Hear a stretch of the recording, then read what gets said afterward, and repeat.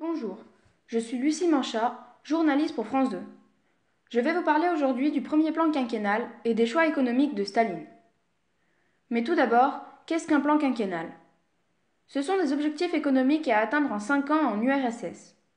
Dans ce plan quinquennal, les tâches les plus importantes étaient de faire de l'URSS un pays industriel et puissant, de collectiviser les terres et de construire une société socialiste. Je vais donc vous présenter le résultat de ces choix faits par Staline. Tout d'abord, ceux de l'élevage et de l'agriculture. La collectivisation n'est pas un grand succès. De 1928 à 1932, la production de céréales diminue, puis remonte un peu en 1937.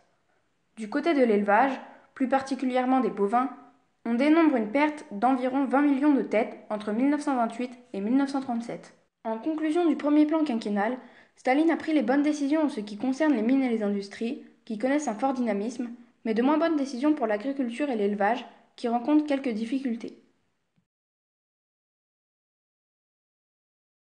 Bonjour, je suis Julie Grace en direct de France 2. Je vais vous présenter les différents aspects de la terreur sous le régime de Staline. L'État se sert de la violence face aux paysans riches qui s'opposent à la collectivisation. Il les envoie vers le nord glacial, les forêts, les steppes et les déserts où il y eut beaucoup de morts.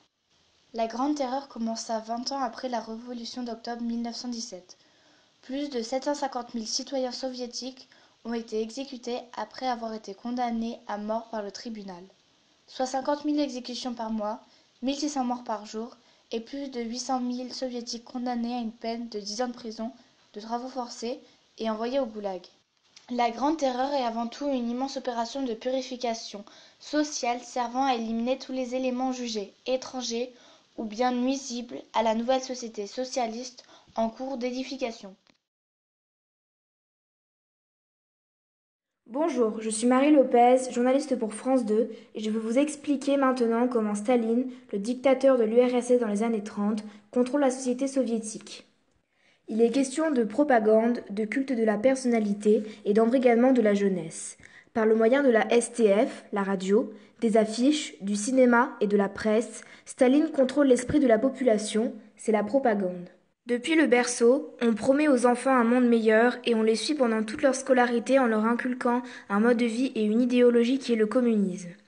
Comme le témoigne un syndicaliste anglais à l'époque, les enfants sont pauvrement vêtus et mal nourris, mais cependant ils sont heureux et ne prêtent pas attention à cela, car ils ont dans la perspective une vie belle et agréable. Les jeunes participent sûrement inconsciemment au culte de la personnalité de Staline, car ils sont embrigadés dans des organisations de la jeunesse et clament haut et fort Staline qui est à leurs yeux un dieu depuis tout petit, en sachant que le dictateur est présent partout, sur les livres d'école, dans le discours des enseignants, mais aussi statues, affiches et bien plus encore sont à son effigie. C'est un exemple fort d'un culte de la personnalité.